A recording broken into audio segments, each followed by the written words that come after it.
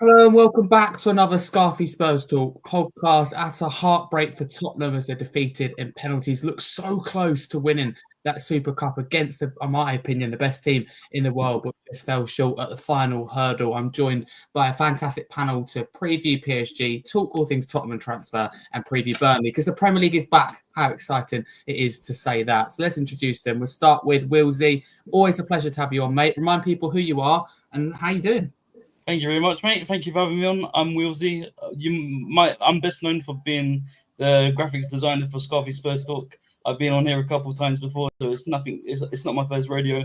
And I'm doing mostly good. Yesterday's result was a massive dagger to the heart, and it was gut wrenching. But I'm ready to dissect the result. That's what we love. No, thank you, Wheelsy. Always a pleasure. And thank you for all your amazing work you do for me, for the channel. So thank you very much, as well as your own amazing content. So thank you for being with us tonight. Ian, welcome. How are you doing, mate? And remind people a bit about yourself and who you are. Yeah, I'm okay. I'm an old man compared to you lot. I think your combined ages are a bit more than mine, but not much. I'm okay. I watched the game in a pub with some mates last night. I'm probably in a bit of a minority. I think last night was far too Spursy. That game was won, and we contrived to lose it with 5 minutes to go and drawing 2-2 and then 2 up on penalties and contriving to lose that too. We'll talk about it in more detail, I'm sure, Harry. But we held the best team in the world, etc. That isn't washing. We had them beaten, and we should have got that job done. No, we should have. Absolutely. No, I think that's a very good point. Thank you, Ian. And thank you all for being with me tonight. If you're new to the podcast, please do drop us a follow and a 5-star review. If you're listening on YouTube, please do like and subscribe. Let's get straight into it. Before we get into everything PSG, I just want to go over some general news because for those who've been living under a rock, Christian Romero has been named Tottenham Hotspur captain by Thomas Frank. Wheelsy, can I kick it off with you? Do you think this is deserved and this, what you expected? Oh, it's definitely what I expected because he's a very vocal player in our team, and everyone knows that he's passionate. He has that aggression that everyone needs in their team, and I think it was a great appointment from Thomas Frank to make him the captain. So everything was done right, in my opinion. Okay. Do you hoping for a contract announcement soon, Wheelsy? Hopefully that's the next step. Hopefully. You never know with Spurs. You never know. No, that's the thing. 100%. Thank you, Ian. What's your reaction to this? Is this come as a surprise or not? No, I think he's the only contender. I think that's part of the problem is we don't have enough leaders in the club where you can turn around and say one or three or four. Yeah, you could look at Vicario, you could look at Porro and what have you, but Romerio's the natural leader there. My only hope is having given him this, he's going to sign a new contract. You can't have uncertainty over the future of the captain. And if he's going to sign even a 2-year extension, even with an option, if it's not working out after 2 years, we'll look at offers. That's fine. But I think it's a good move. I hope he'll grow into the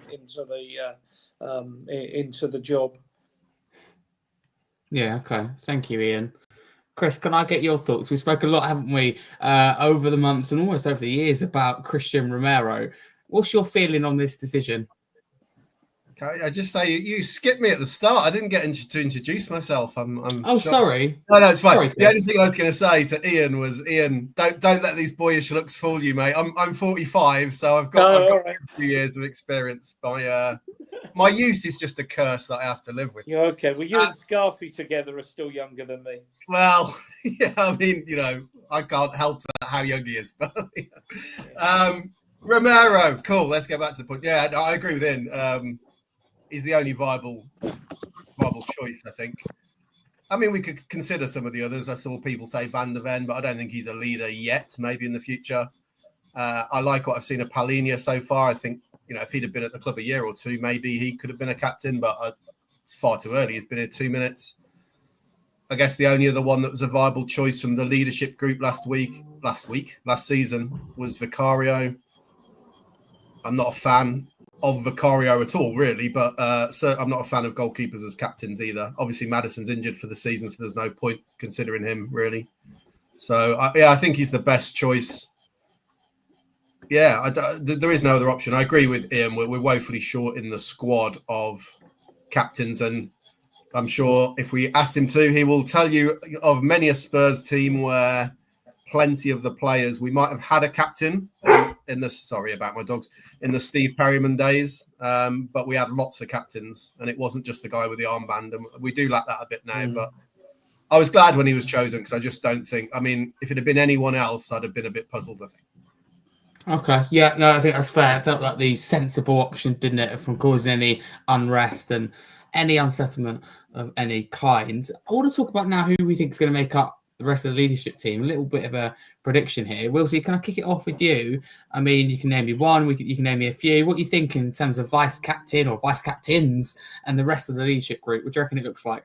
Well, it's a bit of a tough one, to be honest, because Maddison was part of that leadership group, but obviously he's out now and we don't know how long he's going to be out for. So I don't know if he's going to be involved in that. But I do expect to see some of our defenders being involved in that, Vicario being one of them, because I feel like he is somewhat of a leader on the pitch. I know Chris said goalkeeper, he doesn't really like seeing goalkeepers as captains, but I think that Vicario is very vocal. He tells his players what needs to be done, and I think he should be involved in that. And I also think that Van der Ven could be a good vocal player for us as well. So include them two in the leadership team. Okay, thank you. Ian, what are your thoughts on Vicario, Porro, Van der Ven and Polina, plus the possibility of anybody else that joins that has those credentials between now and the 1st of September. I suspect not. You've been attacked there, Chris. Sorry, that's the dog that I'm looking after for the next 2 weeks. He's very. You ever work with children and animals, and you're working with both of them. So I mean, that's where I think the leadership team will come from. I don't know that we're going to sign anyone that will break into that, and I don't know that it's necessarily somebody that comes into the club new. Polina is a slight exception, being a highly experienced international footballer with an absolute wealth of experience. That makes the difference. But that's where I think the leadership group will come from. Good shout. Okay, thank you, Ian. Chris, what are your thoughts? Anyone new you want to kind of throw into the mix? Yeah, well, we don't know how many there'll be, right? Let's just assume there's 4, like there was last season. I think he said 4 or 5. Yeah, I think he said 4 or 5. Maddison will be in it, because it doesn't matter that he's not on the pitch. He's in presence around just the club, right? The training ground. He's probably not going to be doing a lot of training, but just in and around meetings or whatever. So I'd be surprised if he wasn't in it. I think Vicario will be in it as well. Yeah. I always hesitate just because I'm not a fan, but I think he'll be in it. And I like Ian's suggestion. I think Porro. I'd have Porro above Van der Ven for me. Polina, maybe. He's only been at the club 2 minutes, but he's obviously got a lot of experience. If he gets chosen, it will obviously be for that reason. But if it was just 3 others, I'd go with Maddison, Vicario, and Porro. I really like Porro. I mean, the one thing you can say, Porro's, I think, gone through a lot of spells of being really good for us and then quite poor for us. But throughout all of that, he's always been pretty passionate, and he's got a sort of relationship with the fans that maybe others don't. So I'd definitely have Porro in there. Okay, thank you. That's interesting. What I think also I will say is that there'll be some players that are good players that maybe aren't right to be a captain as well. I think that's okay. You don't have to, like, in my opinion, and I know he was Tottenham captain for a long while, which Hugo Lloris I thought was a fantastic goalkeeper, but I'm with Chris in terms of, should he really be the captain? Stuck back in goal. He just didn't strike me. And I don't know everything. We're not inside the dressing room at all, but he didn't strike me as that much of a leader. And he said things when he really needed to, but at the important times. But, fans were crying out last season for Kulusevski to be named the captain at times, when things were difficult. Wheelsy, do you think that this is a possibility? Do we see Kulusevski involved in a leadership team or somehow, like a vice leadership role? Well, I really like Kulusevski. Now he's one of our longest serving players after Son left. It's been he's been at the club 4 years. So no, I do really like Kulusevski, and I think he could be an integral part in that leadership team. It's just all up on what Thomas Franks wants and who he's going to be who he's going to involve into the squad, and you never know. I think you got to put Ben Davies in as a possibility, right? Oh, of course, yeah. Experience, length of the club, and everybody. let's not turn it into a Ben Davies chat. I don't fully get the hate that he gets. Like, I understand people don't rate him, but everybody says what a great pro he is, and that's got to count for something. Yeah. Yeah, that's very true. I think Ben Davies would definitely be in now. I was looking at that announcement thinking, is it going to be Ben Davies? But then I thought, he's not going to get that many minutes. But I think it wouldn't have surprised some Spurs fans to see Davies named as that captain. But he went with the sensible option, I think, with Christian Romero. Just feels right saying captain Kuti. Let's get on to Basuma next, because for people who didn't see it, Basuma has been disciplined. And that's why he missed the PSG game, for being consistently late. And Frank saying this was one too many, not what you want to see, when a new manager comes into the club, is it, Wheelsy? It's just not the example you should be setting. No, not at all. Lateness is one thing, but another thing is that he's not really that good on the pitch for us anymore. And I've seen a lot of Spurs fans shout out for us to sell him this summer. And I think I agree with them. I think we have the midfield that we need to keep the fort holding. So, yeah, not a good lead by example from Basuma, and I think that we should just sell him, really. But that's my opinion. Okay, thank you. Chris, I mean, it's so poor, isn't it, from Basuma? So unnecessary as well. Yeah, it's not a surprise, though, is it? Let's be honest. No. Unfortunately, we've seen this under Ange, and it does make me wonder. I know he had a year left, but when we signed him and everyone was like, wow, that's a really good fee, I do wonder maybe if that was part of the reason. Maybe Brighton were more happy to let him go than we thought. But I 100% back Frank. There's the only comment to mention really is that it does make it a little harder to get rid of him when you're going out in public, basically saying he's not very professional. However, I still back Frank. It's the right decision. And I think there's more important things right now than a few million on Basuma's value, and setting the standards that Frank expects at the club right from the beginning. Really important. And backing up what he said, right, in that interview, he made that, I can't remember which interview it was, when he said about his, was it when he was Brentford manager with Sky, and he said about having a no dickheads policy. We want to see that in action. I think this is part of it, right? You mess around. I'm a huge believer that if you start to accept those sort of things, you're going to undermine the chance of you achieving anything as a group. There have to be certain things that are just everybody has to adhere to. And if you don't, as he said in the interview, there've got to be consequences. This time there was a consequence. It's not the first. He's only been here, 6 weeks, 7 weeks. How long have they been back in training for? A month, 5 weeks? And he said he's been late certainly more than once. I got the impression, I think he said multiple occasions, which you would think is at least 3. That's pretty appalling for the first few weeks under a new manager. So, time to move on, I think. But whether anybody will want him is a different question. Yeah, no, absolutely. Thank you, Chris. I love the dogs in the background. Ian, we'll come to you. Is it time to move on, Basuma, now? Is it, just the right time to cash in? I have to tell you, sorry, it might be me. I'm not hearing you that clearly. It might be my iPad. Say that again. That's right, Basuma. Do you think we should sell him? All right, we'll come back to you, Ian. That's absolutely fine. No worries. We'll move on from Basuma. So let's get into reviewing PSG then. So the Tottenham lineup, for people who didn't see it, was Vicario, a backline of Van der Ven, Romero, Danso, Spence. We had Bentancur, Sarr, Paulinho. We had Porro, Kudus, and Richarlison. It's unknown at that time what the formation would be. The Tottenham substitutes were Kinski, Osfin, Davis, Byfield, Vuskovic, Grayberg, Valtel, Solanke, Johnson, Odebear. A reminder, the unavailable players were Basuma, Solomon, Kulusevski, Maddison, Takai, Adogi, Dragusin, and Gill. Chris, can I get your thoughts at the time with that lineup? Actually, I was really shocked. I know he's got my teeth are in the wrong way around or something today. Tactical flexibility. I know we know that he has that, but in pre-season he's kind of played the same sort of formation, certainly flat back fours. I wasn't expecting suddenly to switch for this game. So I was really shocked when I saw that, but really happy to see it because this is Gray, by the way. Really, hello, buddy. All right. I was really happy to see it because it shows that he's prepared to do it, which I don't think Ange ever was.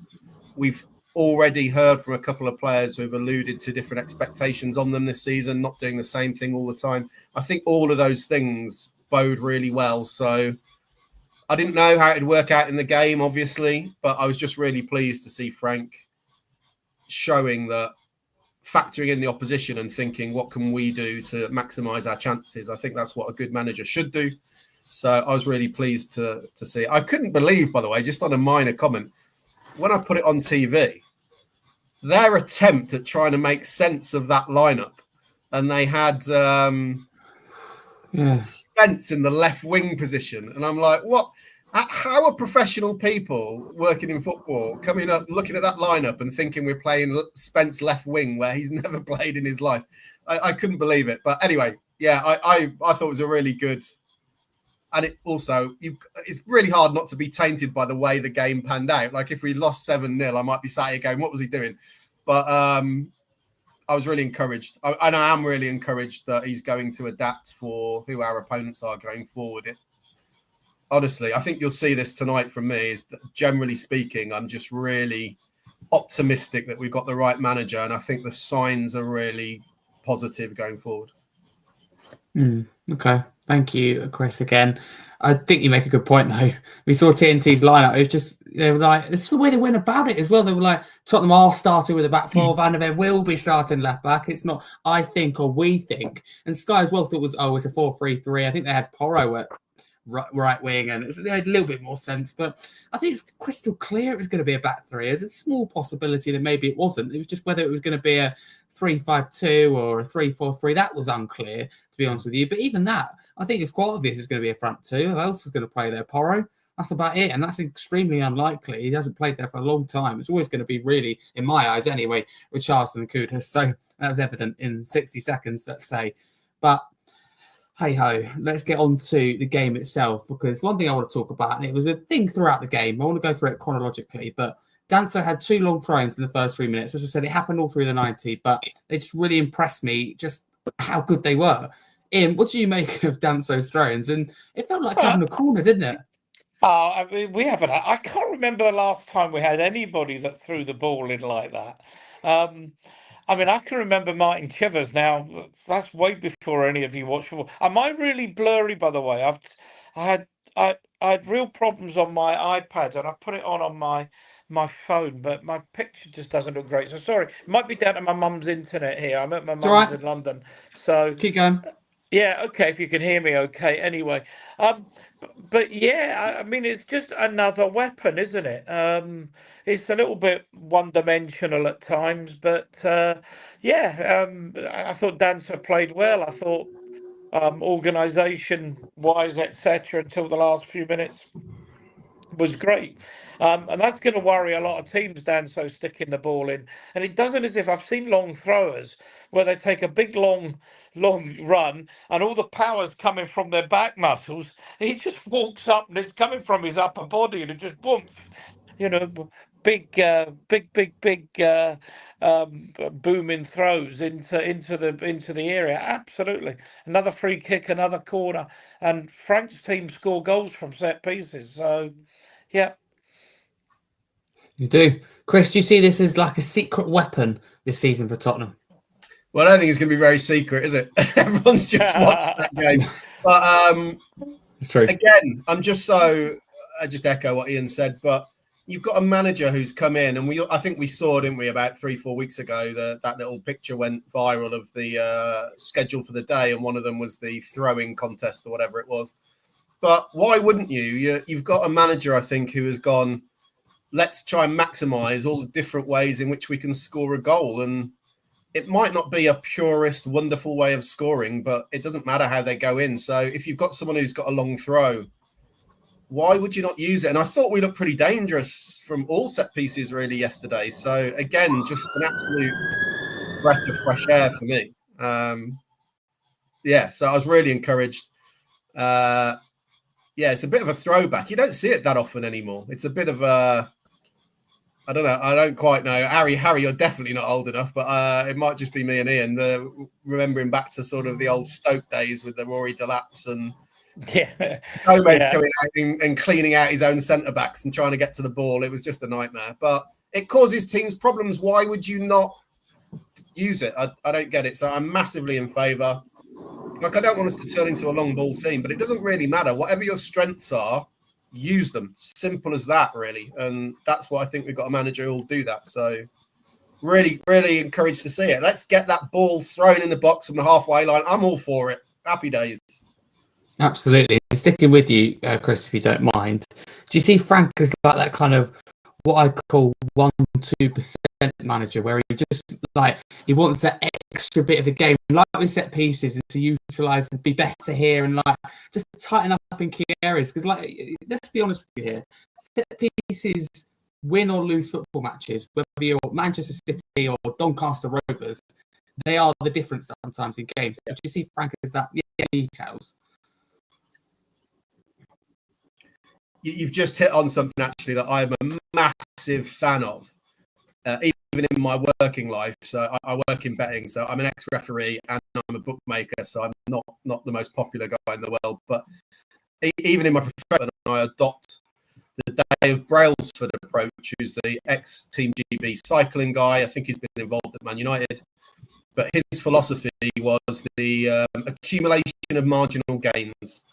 And his argument was, it doesn't matter how small it is. If you can improve everything just by 0.1%, if you do that to everything, by the time you put that all together, you've made a massive difference. And he was looking at things like the mattress that the cyclist slept on during the night and making sure that things like the pillows were correct, which seems ridiculous. Like I said, by the time you put that all together, you've made a massive difference. So I agree completely with what you said. Frank does seem to be that manager. And yeah, I'm really excited to see. We've only seen one competitive, properly, officially competitive game, whether you think it's a pre-season friendly or not. So I think there's loads more. I'm excited to see how that manifests itself in the side. We've obviously seen with the throw-ins, but I think there'll be plenty more to come. And yeah, just maximise what you can. So yeah, I 100% think that's exactly what Thomas Frank is. Yeah, absolutely. Thank you. Wheelsy, what are your thoughts on the way we started the game? Because it was really critical that we started well. Well, looking at the lineup on paper when I first saw it, I was thinking, what is this? I haven't seen a back three since Conte. So I didn't know what to expect. But when we went out and played the first minute, we looked like a completely new team. Something I haven't seen in years. And we worked together everywhere, up and down the pitch. And it was amazing for the most part of 80 minutes.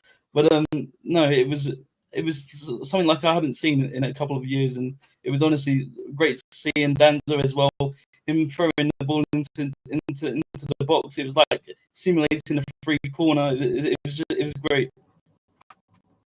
Yeah, 100%. It was a very good start. Ian, anything to add to the way that we started? Do you think it's really important we come out of the blocks up and firing? Yeah, I think a lot of things. I mean, you look at that and you think, well, how exactly are we going to play? How are we going to start? And we seem to be letting centre halves go left, right, and centre. I mean, Barrington's gone, Phillips has gone, one other has gone. They're talking about they want Vuskovic to go. Although there's a talk of another one coming in. Dragusin is a fair way away from being ready. But I think the players that we've got, the ones we think we're getting, I think he's absolutely made for a three at the back. I absolutely think that the squad, in fact, I think last year the squad was made for it, and it's not the way Ange plays. And unfortunately, Ange is not exactly pragmatic in the way he sets his teams out. But no, I quite liked it. I mean, what we'll come on to it is how badly we collapsed at the end. But we were certainly. I mean, one of the things that got me was how little they created, and it was the same with Arsenal. I know it wasn't three centre halves, but we were five at the back a lot of that game to Paris, and we denied space to Arsenal. And very, very good, very, very good. Agree. 39th minute, Tottenham took the lead through Mickey van der Ven. Ian, can I stay with you? Firstly, great instinctive finish, wasn't it, from van der Ven? Yeah, and we've got footballers, not just players, footballers, and he's got a lot of skill. He's not one of these big lanky who fit up the field central defenders. He can play, whether he's running with the ball, or manoeuvring past players. He's got a lot of skill, and I don't think it was any great surprise whatsoever to think that he's got, he scored a few goals. I can remember one, was it last year? It might have been the year before, a curler. I was at the game, was it against Fulham? I can't remember now, but a curling left foot shot. He can obviously play. And yeah, they took it on the half volley. Striker's instinct for a central defender. Love it. Yeah, 100%. That's what you like. You'll be watching Harry Kane, I'm sure. Chris, I mean, it's Van der Ven's first goal in 15 months. Do you think he score more this season under Thomas Frank? Well, probably, because I imagine he's going to play more, right? So he's barely played in about 40% of games or something in that period. So yeah, I mean, it depends as well how we play a lot. I think he's shown that you can utilise, he can do stuff when he gets forward. He's shown a couple of surging runs. I remember the goal Ian was talking about, and he scored. He set up. Was it our first goal away at Man United when we won 3-0? Remember the massive. God, and how Johnson tapping, yeah, what a run. So he's obviously, absolutely a footballer. Yeah, he's got things to contribute. It largely depends how we play, but yeah, and he's really tall, right? So he offers a threat at least. I'm not sure aerial prowess is his strength. But I'd also call out Alinia's involvement in that goal as well. Like, he got forward, he had a good shot. What a brilliant save by their goalkeeper, by the way. I don't know. I mean, that was in, basically. I don't know how he's managed to keep it out.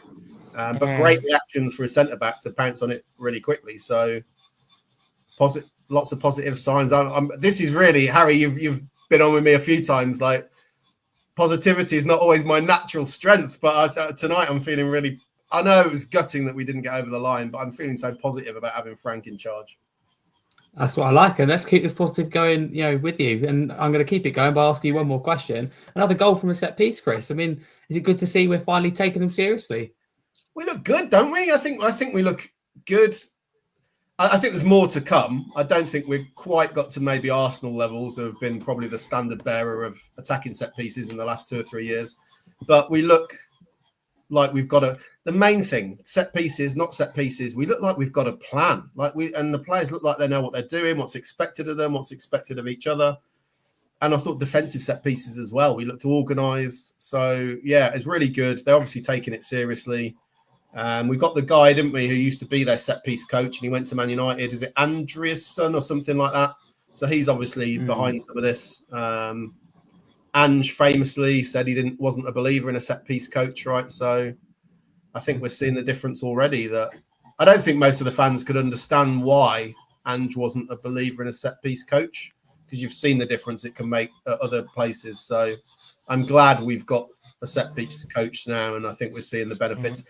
And actually, we've got a lot of players in our team who we should be a threat from set pieces. We should. We've got some pretty physical players. Palini's not small, by the way, is he? He's like a big guy. So, yeah, I'm expecting us to score far more from set pieces this season. Let's hope so. Cheers, Chris. Wheelsy, do you think we look dangerous from set pieces, and do you have more confidence going into this season that we can really benefit from them?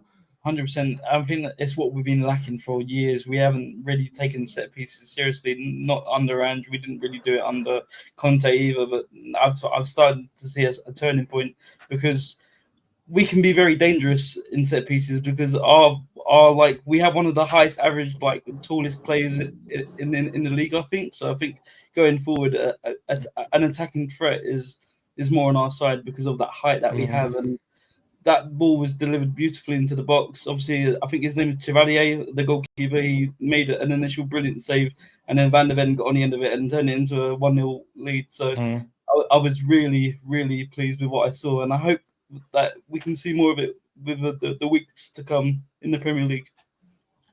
Yeah, 100%. Thank you, Wheelsy. So half-time, Spurs went into it with a 1-0 lead. And to be honest with you, I think we totally deserved that. And evidence for that would be, whether you like them or not, the XG stats, 0.27 for PSG in that first half compared to Tottenham's 1.20. Yes, possession. Yeah. Tottenham only having 29% of it. But even shots, PSG only had 4 shots in that first half compared to Spurs' 9. PSG had 0 shots on target compared to Tottenham's 3. And big chances created. Spurs win that 1-0 as well.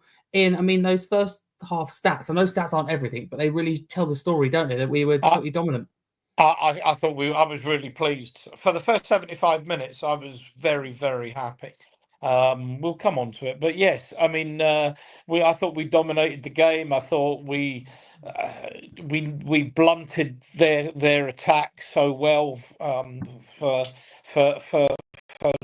vast periods on it, and every time we got the ball, we looked dangerous. We looked like we could create something, and I mean, kudos already is looking like a £55 million bargain, and I think. You always wonder what you're going to get with a player like that coming out of West Ham, but other people have pointed this out, but Mark Noble plays in the position he plays best in, so it's no real surprise that that putting him in his best position is we've suddenly seen the best of him. The other thing is we know he did get stroppy and moody at West Ham, but why wouldn't you if you're not getting played where you want to be playing, where you think you can play your best football?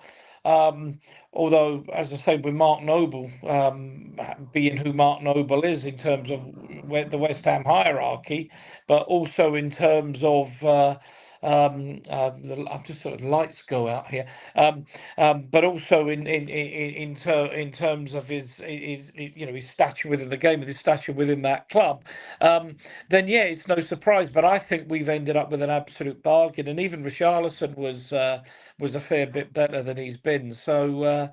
I just think that it was just so positive, and yes, we were deservedly in front, and we looked the better team. We certainly looked the more organised team. Yeah, we did. I absolutely agree with that. Chris, do you think we deserve to be even further ahead at the break? I don't know about that. I thought we were the better team. I don't think we created anything massively clear cut, so I don't know if we deserve to be further ahead, but massively encouraged. I think when you mention the stats, this is where you can get into some fairly, I think, tiresome debates at times about what do the stats show. You've got to be realistic and understand where we are. We're very early in our development under Frank. We've got the squad that we've got. PSG have got the squad that they've got. I'm not sure anybody's going to argue that we've got better players than them. So you've got to adapt accordingly, right? I don't think anyone can realistically expect this Tottenham team to go into a game against PSG and have 65-70% possession. Is never going to happen. So I don't think possession. I think people equate too easily who has more possession with who deserves to win the game. I don't think it's anything of the sort. I also don't think either that just because you don't have the ball very often doesn't make you a dull and boring team. I haven't been, even in pre-season, we haven't necessarily been electric and amazing, but I don't think we've been dull. I don't think we've been negative and defensive. Obviously, at times you have to adapt, right? I think the first half we played them really well, counted on them when we could, looked pretty dangerous. And it was inevitably going to end up at some point that we were going to end up, we were defensive towards the end of the game. We'll come on to that. But it's just about being realistic. And I think people are a bit simplistic sometimes, saying, well, we didn't dominate the ball. Well, obviously, because we're playing PSG. We sat back and defended. Well, obviously, you're going to do that, right? We are where we are. If you're the PSG fans and you're putting a performance like Spurs did last night and you were the counter-attacking team and defend, all right, then maybe you've got a reason to criticise. But we don't have the players to dominate a PSG. So those stats, we absolutely maximise what we had of the ball. I think 1-0 was probably about fair at half-time, to be honest. But we certainly looked the hungrier. I was shocked at how much PSG gave the ball away. I know they haven't played for a month. But I thought their ball retention, linked with our pressing, by the way, I know we pressed high up under Ange, but I thought we pressed in a much more organised and structured way under Frank than we did under Ange. Very similar in a sense of trying to win it back high up, but I thought they were going together and making it far more difficult for PSG, which contributed to them giving the ball away. And then we got the transitions and we had a few chances from that. So, yeah, we're really, really optimistic from that. But yeah, half time I thought was a fair reflection of the game. And let's also just go, what were our expectations at the start of that match? Because I did not expect 45. I didn't think we had that in us. I was expecting to be a good 2 or 3 down by that point, to be honest. So to be 1-0 up and to have deserved it was unbelievable, amazing. It was, absolutely. And it did last funny for a little bit longer as well. That's the thing. It wasn't like under Ange and other previous managers. I thought we could only really sustain it for a half, even under Conte, whoever it may be. It was, here we go, second half. It's going to be a different Tottenham side, often not for the good. But moving on to the second half, 48th minute, second goal of the game came, and it came to Tottenham from another defender, Christian Romero, another goal from a centre-back. Wheelsy, can I start with you? Focusing on not necessarily the negatives, but not so the positive stuff. Do you think the PSG goalkeeper will be disappointed? I think generally had a good game, but he's got to do more there, hasn't he, to keep it out? Yeah, he definitely has got to do more. It was a driven header into that far right corner. He should have got to that ball easily, but I'm not going to complain. It was a great goal from Romero. And I tweeted something on Twitter last night saying I used to dream of times like these. Both of our centre backs were on the score sheet, so it was honestly like unlike anything I've seen in ages. So it was a great feeling. And to be up 2-0 against the best team in Europe, the best team in the world, it was unheard of, especially from a Spurs side who's had a manager for not even 6 weeks. So it was great. So true. So really good, wasn't it? Why it lasted. And it was written in the stars, wasn't it, for Christian Romero to score, named captain on that day, and it just felt right. 100%. Absolutely fabulous. Because it was shocking. They left out the world-class goalkeeper. And of course, can't forget about the penalties for a minute. But it was a pretty ordinary piece of goalkeeping, to say the least. I mean, he could have done almost anything with it, but what he did, which was to palm it into the net. But yeah, and I think as the boys are saying, it shows and you about how we're progressing under Frank on set pieces. We will be a real threat, and I think there's too many times over the last few years where it's not, and it predates Ange, where too many times we've free kicks come and gone and what have you. I mean, you can blame Harry Kane as much for anything as that, taking free kicks and never doing anything with them. But I'm the captain, I'm the goal scorer, I'm taking the free kick. Oh, fuck, another one 20 yards over the bar, We're gonna be a threat. We're gonna be a threat at set pieces. Corners, throw-ins now with Danso if he's playing, and obviously free kicks. Yeah, exactly that. Chris, 52nd minute, Danso headed the ball just wide. Did you think it went in? The commentators on TNT Sports weren't sure, including Ali McCoy. Fans behind the goal clearly weren't sure. What were you thinking at the time? I didn't think it had gone in, just from the reaction of the players. So I know some of the fans got very excited, but no, I didn't think. But again, it was just a demonstration that we're dangerous, right? Maybe he should have done a bit better. I mean, it was a good opportunity, really. I was just going to make a point on Harry Kane's free kicks that Ian said. Go on. Basically, pretty much, Harry Kane scored with, I'm not going to say his first, but one of his first free kicks for Spurs, if you remember, away at Villa. And then he scored with one of his very last ones. Spent about 8 years then taking every free kick and missing them all. And then scored at the very end. Was it Brentford? Brentford, at home. Yeah. And we were awful in that game as well. Yeah. But yeah, spent about 8 years putting them all over and smashing them into the wall and all sorts, didn't he? But I'm still not sure we've really got a free kick taker, by the way. I know Porro's about the best we have, but maybe... Son was all right. That's the thing. Son was good for his country. Good for his country, but I can't remember him scoring too many for Spurs, to be honest. No. But yeah, I mean, maybe we might sign one, though. But yeah, Dan, so, I mean, we were good at that point, right? We looked like we could go on to score another. I I agree with Ian's point that it was absolutely shocking bit of goalkeeping. As soon as it went in, I thought, if Donnarumma's in goal, that's never going in. It's never going in, yeah. He's a player I would love, by the way. Honestly, I know he's not very good with his feet, but he's like one of my fantasy signings. I'd love us to sign him, but we're obviously not going to. But yeah, no, we do have two strong goalkeepers. To be fair, we'll give the credit for that. I think so. Come on, it could be worse. It has been worse in previous years. It was worse at times in the last 18 months, even, Forster as the number 2.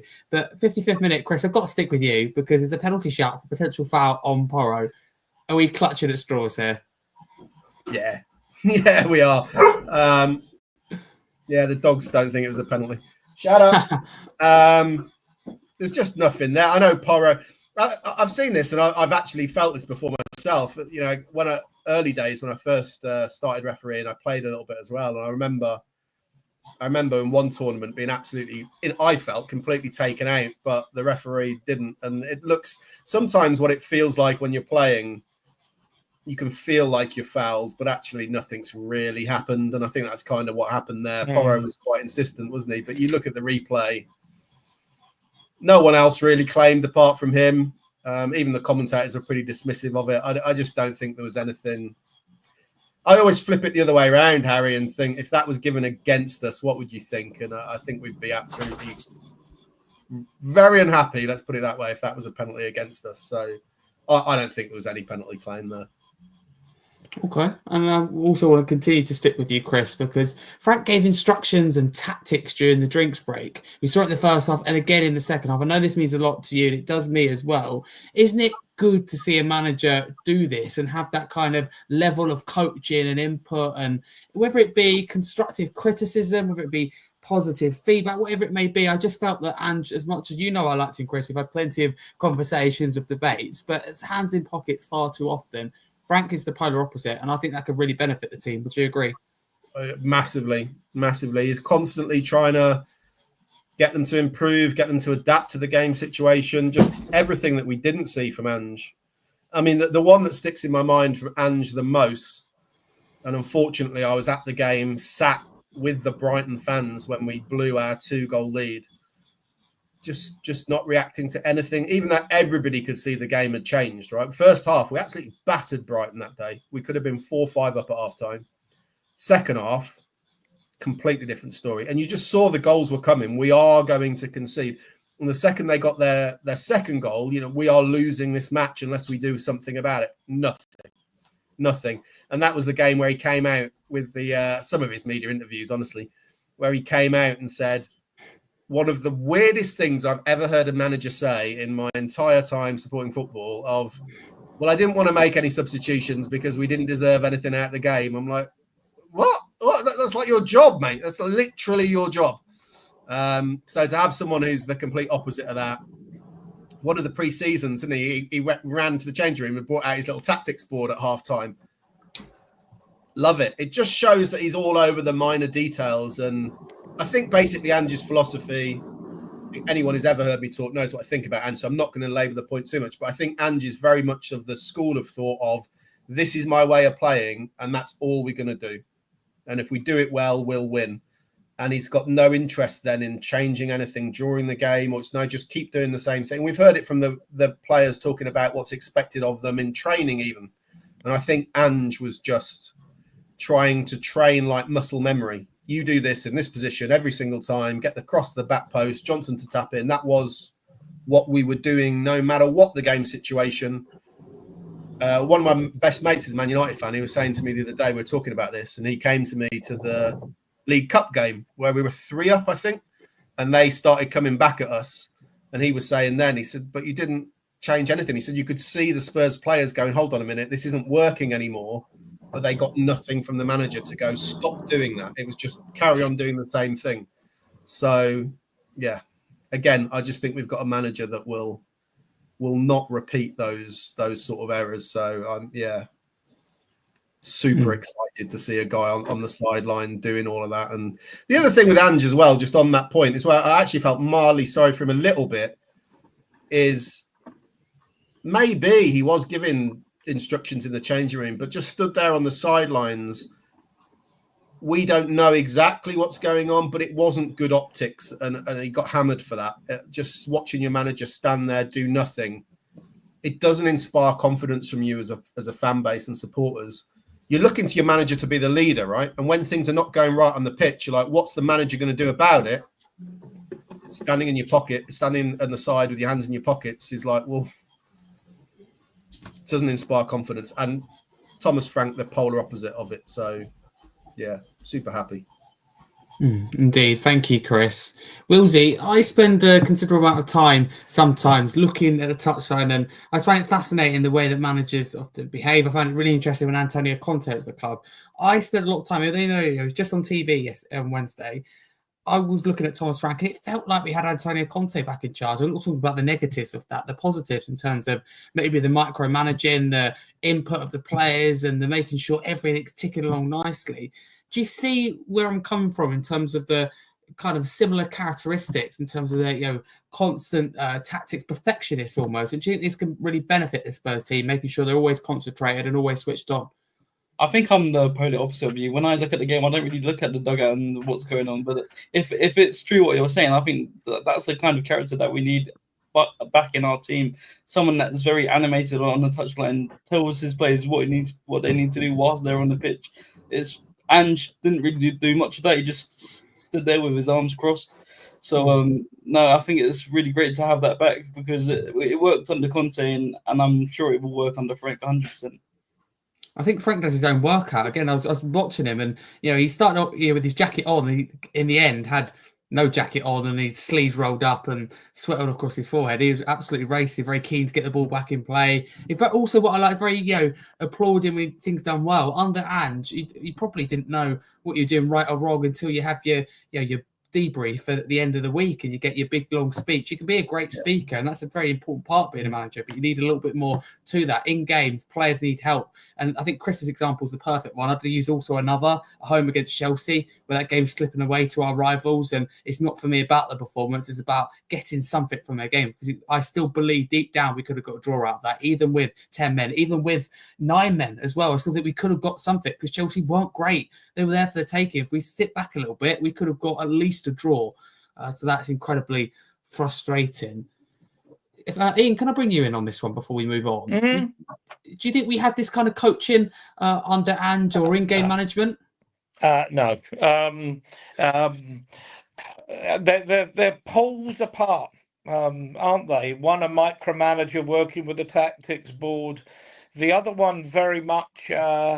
I'm not going to micromanage you. I'm telling you what to do. You must find your own solutions on the field. If your team's really good, you can do it. But our team wasn't really good for most of it. Although, as I say, we go back and win a trophy. I think personally, people expect their manager to be doing what Thomas Frank did. And I actually said in the pub with my pals that you can't. When I saw the drinks break and the tactics board, you just can't picture Ange with a tactics board. I don't know if he knows what one is, Ian, to be honest. Yeah, well, no, I mean, he may not. But look. To be honest with you, all I saw is lots of dots. They may have been purple and yellow dots with, for Levy out. For all I know, they might not actually have represented players on the dots. But no, I mean, he's clearly going to get as much better organised, and he's clearly got a way and a method and a style with which he expects us to play with. So. Good, encouraging. Indeed, I would absolutely agree with that. I will say, though, I'm still grateful for Ange. We are European champions, delivering the first trophy of my lifetime. So not a complete battering of him, but definitely had his faults. But let's move on in the game. 72nd minute, first substitutions of the game came. On came Archie Gray, and off came Dominic Solanke, off came Yao Polini and Richarlison. In my opinion, I think this is where the game's changed, which we will come on to in just a second. 79th minute, on come Matthias Tell. I want to talk quite a lot about him later, and off come Mohamed Kudus. Firstly, though, 85th minute, PSG get that goal. It looked like just a consolation at that time. Turned out not to be the case. They pulled it back to 2-1 for Lee Kang-in, their substitute. Ian, great strike, wasn't it? And we looked really tired by this point. Well, I think this is that you've raised a few points that need addressing. First of all, they made substitutions that worked, and if you're going to give Thomas Frank the credit for the things that he got right, there's no getting away from the fact that every one of those substitutions was an utter disaster. None of the three substitutes paid off at all. Couldn't hold the ball up, didn't have an out ball. Yeah, the strike was fantastic. But this, if you've never heard this saying before, Harry, you'll hear it a lot from me. 2-0 is the most deceptive lead in football, because at 2-0 you're absolutely cruising, and at 2-1 you're suddenly in trouble. And we couldn't, you know, we couldn't hold out. I was disappointed in a lot of things. One, the substitutions didn't work, none of them, and you let's just not get away from that. Secondly, we got too defensive. Peter's on. Hi, Peter. Sorry, I let distract myself there. We didn't have an out ball. The defensive discipline that we had went. I mean, if you for those anyone what you or watching in the chat saw the Arsenal game, we were only one up, and yet they never had an inch. They never had an inch of space to play in. They never really looked like scoring, and they never looked like finding an answer to our defensive shape. That defensive shape deserted us. They were playing little balls in behind, particularly in behind Spence on that left-hand side. There was no one coming back and giving him the right cover. The central defenders weren't picking up just as well as they were before. So and I think I said there was no out ball. There was no way of getting the ball out. Even a Johnson or an Odebear might have worked better than the players he played. Gray never got into it at all. Solanke's miles off the pace, however much he tried, and then he was playing. So I don't know where he was playing, but he certainly wasn't playing up the field and giving the defenders something to aim at to hold up the ball, which he's very, very good at. You know, Tell lost the ball every time he got it, which was really disappointing. So, you know, got to say, every one of those substitutions turned out to be poor. And if you're going to credit a manager with getting things right, he's got to take some flack because he got that hopelessly wrong. 100%. Well said. Wheelsy, do you think we missed Richarlison and Kudus in terms of maybe their hold-up play and the counter-attacks? I just feel like we couldn't get out. Absolutely, I agree with Ian. I don't think the substitutions were good enough at all. Richarlison, although he didn't really play his striker role, he was really good at pressing the ball, pressing the PSG players so that they couldn't get out. And I find that really interesting from a player in the number 9 role. But I think the players that Frank set out were just not good enough to perform for the last 15 minutes, and he should have done better in that department. I don't think them players were tired, because for the most part of 75 minutes we looked very energetic and we did everything we needed to keep PSG out. But once PSG flick a switch, there's no turning around. So maybe a few more like tactical changes might have been needed, but overall pretty poor from Frank's behalf. Very indeed. I totally agree with that. Chris, would you say that we maybe missed Richarlison Kudus, but it's a different question slightly here. Did we also miss their press as well as their hold-up play? Can I just say on Richarlison, who I think hasn't had a good game for us for about 2 years? I thought it was the best game he's played for a long time. We'll get on to him. But I thought he was dead on his feet, I've got to be honest. Yes. So, yeah, we did miss him. I was surprised at how poor Solanke was when he came on. But also, he's been out injured, right? So maybe he's just not up to speed. But we did miss that. Kudus can hold the ball up, and we haven't really got anyone else who can do that. So the ball just kept coming back. A couple of things happened, really. They made changes. They had world-class players on the pitch who weren't performing world-class last night, and they made changes that improved them. We made changes that did the opposite for us. Yep. I'm not a massive critic of Frank for that because I think, like I said, I think Palhinha is clearly not able to complete 90 minutes at the moment. He had to come off. I think Richarlison had to come off because he was absolutely dead on his feet. And then you look at our bench and you go, okay. I don't really massively know what else he was supposed to do. The only one I can really think that might have been different was maybe bring on Bergvall when you brought Gray on. That said, how many people keep telling, or I keep hearing that Archie Gray's, and they even said it in commentary, they think he can be this like world-class kind of defensive midfielder. I've never seen it from Archie Gray, and I think we saw another example last night. It's against PSG, so I'm not going to be too harsh on him, but I thought he looked like a rabbit in the headlights in the moment he came on the pitch, really. So, yeah, our substitutions really, that whole period, sort of 60 to 70 minutes, they made changes that up their level. We made changes that dropped our level. I think naturally we're going to start to go back. As you get towards the end of a game, it happens, especially a big game where there's trophies on the line. It's just in your head, isn't it? We're going to defend what we have. It just didn't work out for us, which is unfortunate. But my main takeaway was not that's Thomas Frank's fault. My main takeaway was we don't have much squad depth when we don't have enough depth. Yeah. Can I add something to what I said earlier and what Chris has just said? Is the whole pre-game narrative, Harry, was that they're underdone. They've only had about a week's training.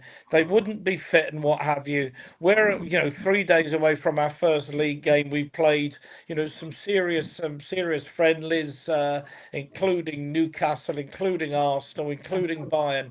We were absolutely up and ready for it, and yet it was us that was dead on our feet in the end of it, and not them. And if it had gone to extra time, I think they'd have probably been 4 or 5. Yeah, no, that's very true. In my honest opinion, I think that a big part of it is we've been made to travel the world. I don't want to be too critical here, but there's concerts going on at the stadium, and we're not like any other club.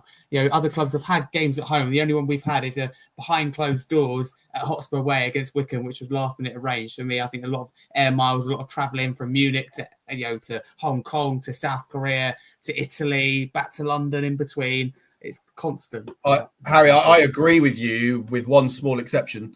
I don't think this is the best preparation, but this is where I say we're not like any other club. This is what every Premier League club does now, because it's not about the concerts at the stadium, is it? It's about the commercial revenue you get from going to America or Hong Kong or wherever. That's true, but all those other top 6 teams or Premier League clubs would have had some game in front of their home supporters. That's the only difference that I would argue.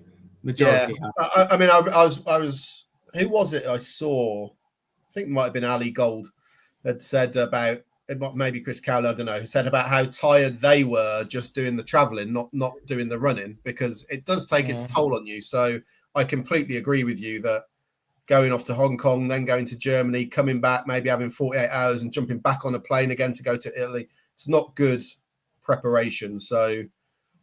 The real proof of how prepared we are will come over the next week or two. If we're still looking tired towards the end of the game, then maybe there's a bigger problem. But yeah, it didn't massively surprise me. I think also you have to factor in how mentally draining it is to try and defend all the time and hit on the counter. You have to be against PSG. You have to be so mentally tuned in all the time because they've got such a high level of ability. I think that kind of drains you as well, which is why when you see towards the end of the game concentration lapses and stuff, because you've got to be on it all the time. These players, your Dembele's and your Kvaratskhelia, who was rubbish last night, but is one of my favourite players. You can't just forget them even for 30 seconds because they've scored. So that kind of mental concentration is tough. We'll get better at that, but it's early days at the moment. That's why you need to counter. That's why we missed out when Kudus and Richarlison come up, in my opinion. And you can't just keep them on, can you? No, of course. So that's on the board. It's like, who else have we got? I thought Solanke would have been an obvious great substitution because he can hold the ball up a bit, but he just looked miles off it last night, unfortunately. Understandably, I think, just coming back from injury. 88th minute, very important header from Romero, nearly off the line, to be honest with you. And the 89th minute, PSG had a penalty claim. Of course, I'm going to have to go to the guy who has a rich history with refereeing, a really fascinating career. You always deny it, but I'd love to hear your story. would it have been soft, this, wouldn't it? You know, the PSG penalty. Again, I think clutch at straws. This time I from don't even PSG. remember it, Harry, so it can't have been There you that go. clear. So, yeah. Yeah. It weren't anything at all. I should let you know, Harry, I'm an ex-referee too. So you got There you go. two bastards on the show tonight. And we'll I be got caught a slamming lot worse referees. than that, Ian. I can Oh, say. I did too. Listen, I never used to bother putting my cards in my pockets. I just walk around with them, and then easier that way. Love it. There you go. Get the insight of referees. 89th minute, Bergwell come on, and off comes Sarr. Late pressure from PSG. But Ian, I mean, that 6 minutes of additional time, it really dragged, didn't it? It felt like an eternity. It did. Being an ex-referee, and I bet Chris does the same, you anticipate how much stoppage time there's now going to be based on what you've observed, injuries, time wasting, substitutions.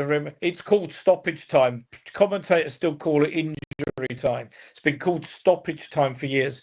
And I said to the guys I was with 5 or 6 minutes. So it was if it had come up as 3, I'd have thought we've won a watch. The referee's on a promise tonight, wants to get back to the hotel. If it had been 7 or 8, I'd have said, God, that sounds a bit much. 5 or 6 was absolutely bang on. So no complaints. Yeah, funny enough, the 7-minute stoppage time in Bilbao didn't drag at all, because I don't think Manchester United looked like they were going to score. I never really felt they were likely to score. A few times when Garnacho had it, I thought, but last night they were a danger, and we were tired. The defenders had all slipped a level. They suddenly weren't picking up men, and they weren't getting out. The guy, I can't remember his name, who scored the goal. That first half, someone would have been out on him quicker, blocking whether it was Danso or Romero or whatever, someone would have been out at him, trying to block the shot, and they blocked, it goes out, it goes over the bar, it goes round for a corner, it's no goal. But took it brilliantly. But I would say that's just that split second. Who's it was talking about? It was Chris again, wasn't it? About if you can improve things by 0.1%. Well, you think about it. If you're, say, 0.5% down or 1% down on your fitness levels, commitment levels to getting out and blocking that shot, it ends up in the back of your net. You're that little bit further up for it, or fitter for it.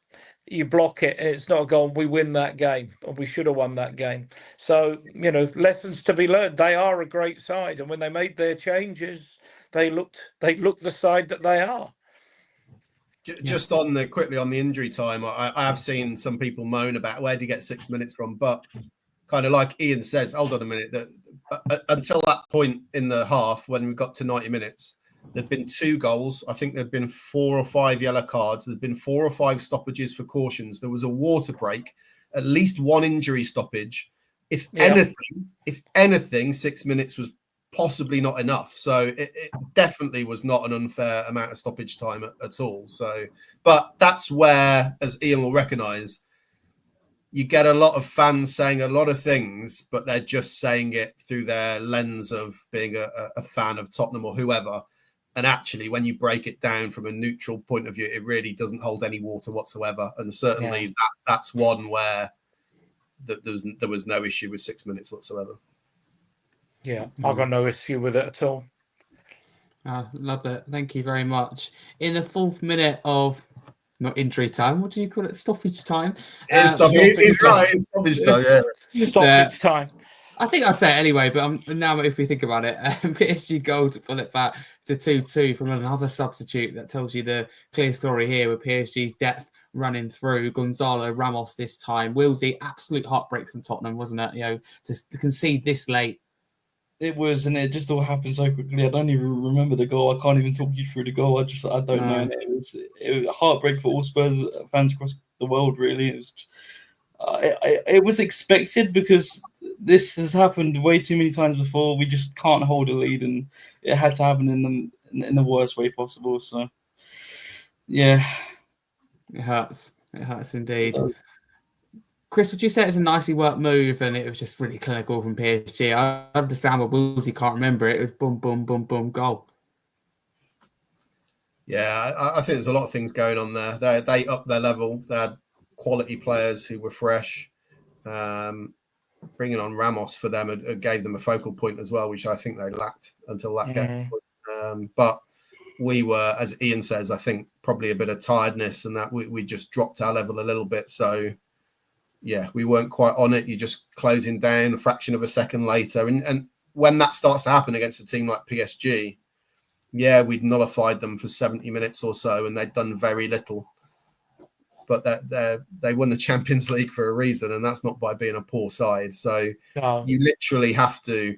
The way I thought back on it last night was to have any chance in that game, to have won the game. I think we needed to be the better team for 80 minutes.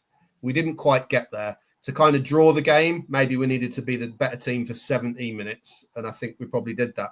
But that's where we are. We're not as good as them. So we have to be the better side for much, much longer. So I'm not going to worry too much about how it ended up. We were, as Luis Enrique said, we were the better team. We deserved to win. But we're just not quite at the level of being able to close out those sort of games, or we're susceptible to it because our level isn't as high as theirs. So, I mean, I was so gutted. It's just, as a 45-year-old Spurs fan, I've had a lot of this where you're so close and you don't quite make it over the line. But it's so conflicting as well. At least almost the complete opposite to Bilbao, because Bilbao, I went to that. I loved it. Brilliant. It ended really well. But it wasn't a performance to be proud of. It wasn't a performance where I thought, actually, if we do this going forward, we've got real It was the complete opposite. Last night, didn't get that high at the very end. Yeah. But I think we had a performance that we can be proud of, and a performance where we can go, actually, if we carry on with this trajectory, we're only 5 or 6 weeks into Thomas Frank's coaching here. You can see the evidence of it already. Yeah. So it was Spursy though, Chris, wasn't it? It was Spursy. Mate, when that first goal goes in, there's a collective. I think every Spurs fan in the world has a shared emotion at that point of like, oh God. Yeah, here we go again.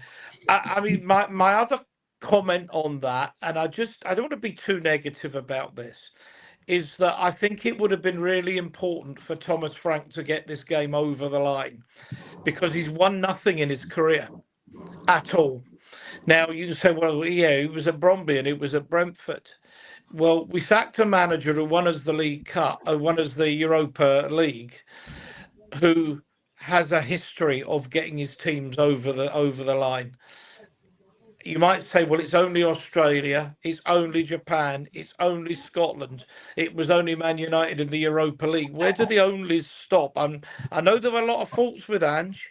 I know there was a lot of faults.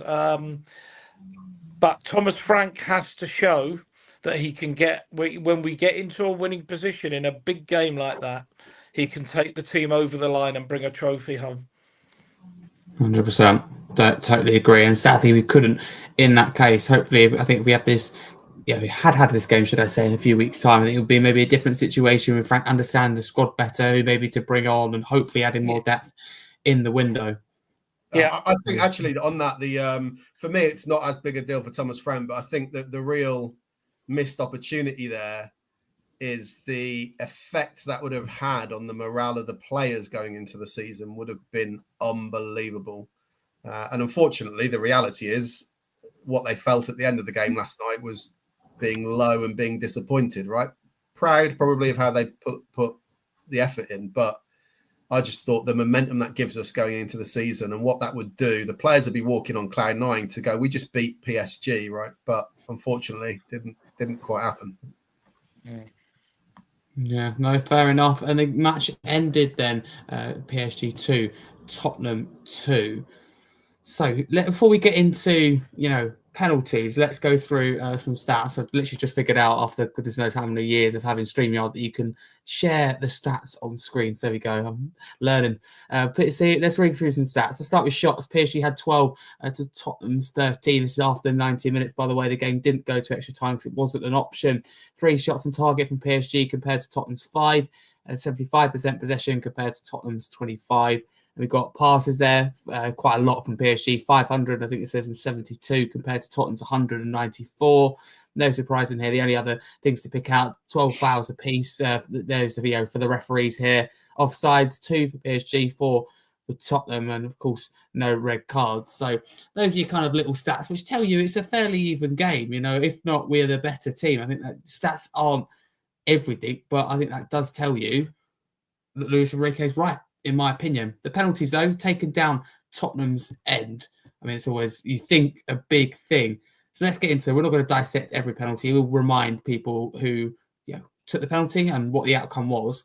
But the first penalty was taken by Dominic Solanke, Tottenham's striker, and scored. Wheelsy, were you worried about the short run-up? The commentators mentioned it. Maybe they made too much of a thing of it, but his position looked a bit strange. I think it's nothing to worry about. Every penalty taker has their way of running up to the ball, and it works. And we were 1-0 up. So, no complaints from me. And I think it was a well-taken penalty, in my opinion. Yeah, okay. Thank you very much. So the first PSG penalty was actually missed by Vitinha. Second Spurs penalty was scored by Rodrigo Bentancur. And the second PSG penalty was scored by Ramos. Very cool, calm penalty. Never going to miss. Third Spurs penalty was taken by Mickey van der Ven and unfortunately missed. And third PSG penalty was taken by Dembele. Never in doubt, he scored. Fourth Spurs penalty was missed by Matthias Tell, and I will come back to that, so we'll pause on that in a minute. The fourth PSG penalty, Lee Kang-in, substitute, scored. Fifth Spurs penalty, Porro took and scored. And fifth PSG penalty, Mendes took and scored to defeat Tottenham 4-3 in the end because we missed through Matthias Tell and Mickey van der Ven. I want to go back to Tell's penalty. We'll get into, unfortunately, the nasty side of social media, which unfortunately needs discussing because of some idiots, basically. But Wilsey, I'll start with you. Before we get into that, on the penalty itself, was he trying to be too clever maybe with the stutter? You saw it with Vitinha and also missed. Maybe just needs to, it's easier said than done, but forget the run-up and forget the kind of cockiness about it. Maybe it was just nerves. He's only 20. There was a lot of pressure on his shoulders to even be able to step up and take that penalty, and obviously it didn't go the way he wanted it to. And as you're going to get into shortly, there's been too much spewing online, and it's absolutely abhorrent. So not good.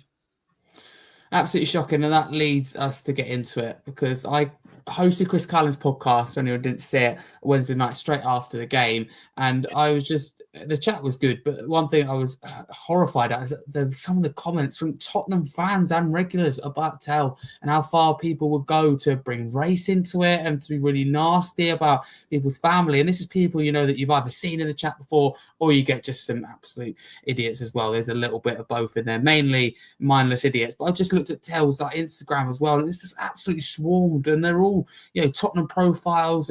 But one thing was a reoccurring theme and a common theme, and that was not a lot of them had a person's actual human name or their actual human face. And that is very funny from my personal experience of trolling, probably from some on the panel and people listening. That's always a common theme. Very rarely is it someone who's actually, will say the same to your face, let's just say.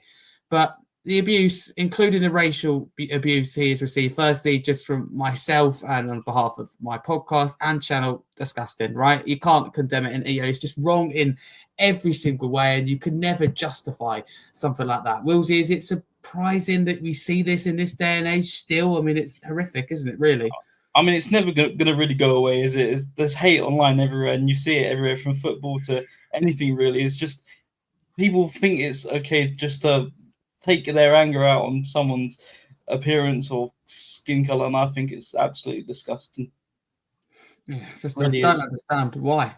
Ian, why do you need to bring race into it? It's weird, isn't it? And why it just forget racial abuse in it? Why abuse as well towards one of our own players? It's bonkers. Why did Mickey not get it? I mean, I know some people don't think that Tell's good enough to be at the club. That's neither here nor there. Well, remember when we lost the Euro? It was the Euros, yeah. And Saka missed, and someone else missed, and what have you. And it was probably 11 o'clock, and I went to bed. Well, we lost. Never mind, England lost again. And woke up in the morning to the shit show of all the racial abuse. And I'm like, a black player, it was actually two black players that missed that. It wouldn't have Three, gone through my head. Was it three? It was three, actually. It was Rashford, Sancho, and Saka all missed. Okay. It would never, ever have even crossed my mind the colour of the skin of the players that missed penalties. Now, I hope there's no one in the crowd, in the chat thinking, oh, God, look him up himself. But it doesn't occur to me. But the people that go online, and you made a really important point, and I don't think this can be underestimated, is that people that do this abuse do it anonymously. In other words, they're saying, I'm a CUNT. I know I'm a CUNT. You know I'm a CUNT. And therefore, I'm going to post anonymously so that the world doesn't see the real me is a CUNT. That's the kind of person they are. And I just hope, I know it's difficult, but, maybe someone's saying social media accounts, they should be regulated. You have to have photographic ID to have an account. If you haven't got photographic and your own actual name in your account, you can't post live on social media. There's a lot of arguments in favour of that. Then the club could find out who these people are. The police could find out who these people are. They could be prosecuted and banned for life because they've got no place in football anywhere. Disgusting human beings, a lot of them. Yeah, no, absolutely. And it just, for me, it's crystal clear, right? You are not and will never be a fan of your club if you're abusing in any way, and that includes racial abuse, one of your own players, right? You cannot be a Tottenham fan if you abuse Tell. You can be a Tottenham fan if you criticise the signing of Tell, or you criticise the penalty or his cameo, right? I'm going to say it here and there. I thought his cameo was awful. I thought he was really bad. I thought the penalty as well was pretty damn poor, and I think we should be criticising that, but we now can't because of mindless idiots that take it far too far, eradicate any reasonable point because of a pushed false agenda. It's just completely wrong, and they're not Tottenham fans. They don't represent any of us or the club. I just don't get it. I'll make a couple of points on it, Harry.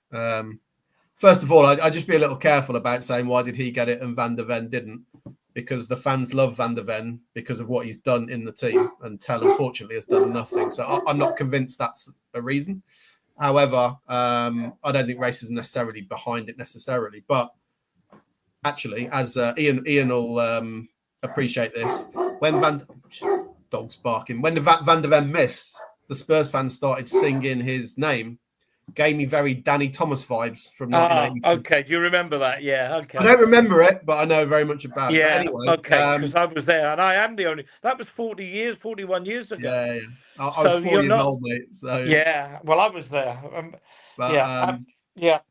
My point generally on the racism, I'm conflicted as to whether it's worth overly giving airtime to, because when it comes to social media, if you have no filters and you give a platform to the entire world, including all the worst people in society, to have anonymous accounts with no accountability, what do you expect to happen? So it will always happen whilst those things are true.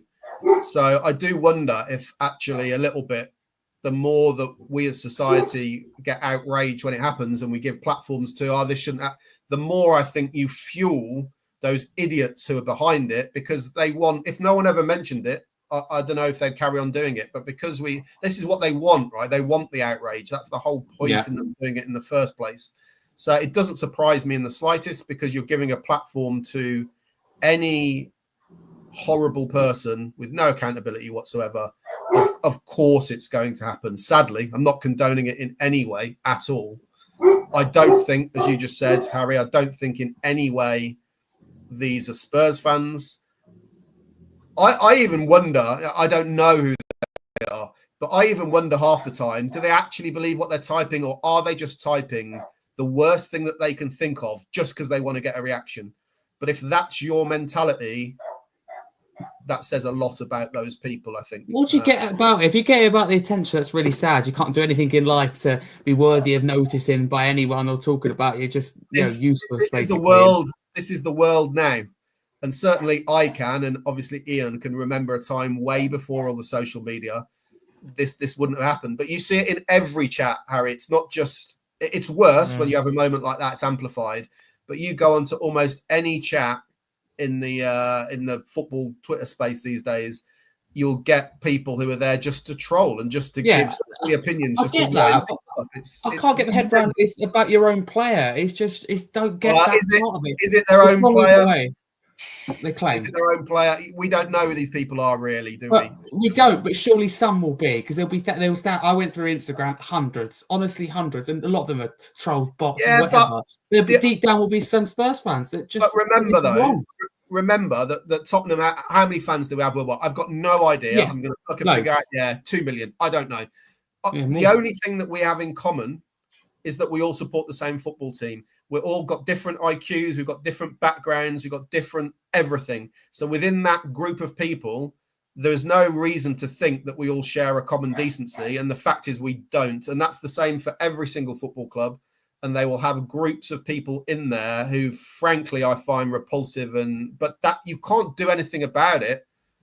The only people who can really do anything about this are the social media companies who, as Ian kind of alludes to, I've got no problem with having a blank or anonymous profile, but underneath that should have something that says this person is accountable for that profile, and whatever they post, even if it's an anonymous picture, we know that this person, Chris Checketts, whoever, is the one who's controlling that account. Until that happens, this is never need anonymous. I don't think you need anonymous profiles though. Yeah, but you're on social media. You want to be seen. But not every profile is going to be attached an individual, right? It could be on behalf of a business. It could be on behalf of anything. So I don't really have a problem with that. But I do have a problem with not being able to trace the person behind it. And until that's fixed, it's not within our control, is it? They can. Let's be crystal clear about this. They absolutely can, but they choose not to. They absolutely have the power, the facilities. They can do it now. Anyone in the world, I believe. It gets tricky though with VPNs and all sorts. Of course it does, but I believe anyone you could. If you wanted to find someone out there, you could absolutely do it. You know, I've not being funny. It's contacts I speak to, and if you want them to find someone, they absolutely can. And then if they could do it, the social media companies absolutely can. The other thing I remember though as well, just two of the quick points on this, is when it happened with England with Rashford, Sancho and Saka, and they did an analysis afterwards. I think it was over 90% were posted from all like weird places around in the world, and a lot of them were just bots. People have written malicious programs so that when this happens, they just racist abuse goes out. What it says about the mentality of the people who are doing that, I don't know, but this is the world that we live in. And if we go out of the Champions League because Danso misses a penalty, the same thing will happen. It's wrong.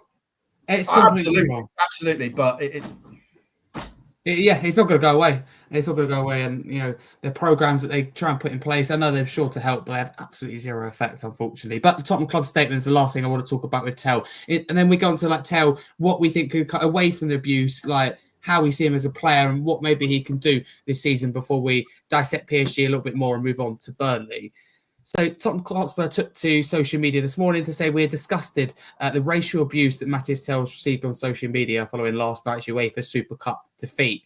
Matthias showed bravery and courage to step forward and take a penalty, yet those abuse him are nothing but cowards, hide him behind anomalous usernames and profiles to spout their abhorrent views. We will work with the authorities and social media platforms to take the strongest possible action against any individual we are able to identify. We stand with you, Matthias. So I think that was critical. The club done that to show where they stand, but also to show they stand with Tell. He must be in a dark place right now, having just missed that penalty, and he will know he's not hit the ground running already this season, just a few games, and he will know that deep down. It's not a nice feeling, right, as a player. I'm not a player, but you can only imagine it's not a nice feeling. I think it's a really powerful statement by Tottenham. Would that be fair to say, Wheelsy, and maybe one that was really carefully worded and chosen? Yeah, it was absolutely hit the nail on the head with that one because he's only 20. He's stepped up for a penalty, and these people throwing the abuse, they just sit behind the screen doing nothing all day. It's just there's levels to this, and I just think it's completely wrong. And I think the club hit the nail on the head with it, and action definitely needs to be taken from it because people just can't get away with this. There's no place for it in football. There's no place for it in the world, and it's just disgusting. Absolutely that. I feared for him though. That the second he stepped up, I thought, he didn't look confident, did he? 100%.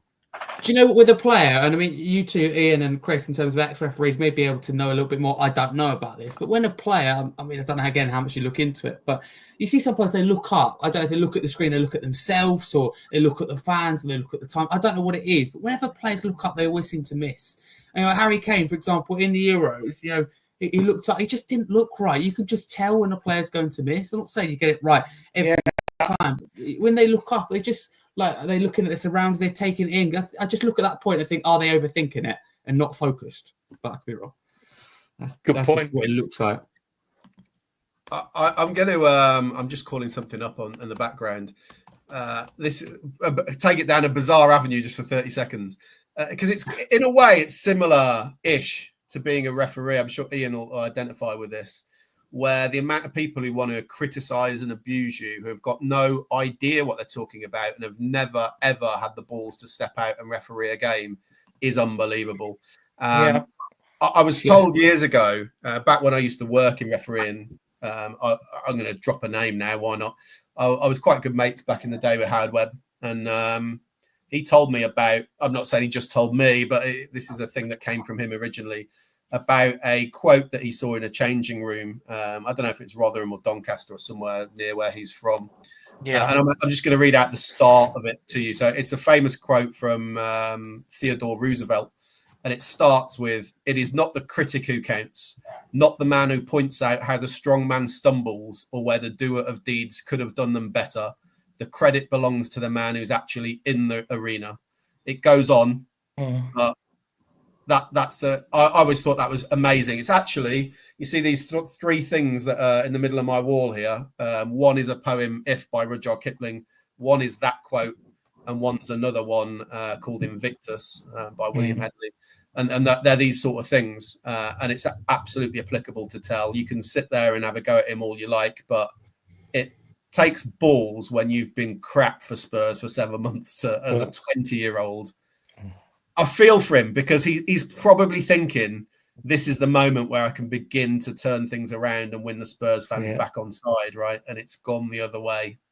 Yeah. What is that?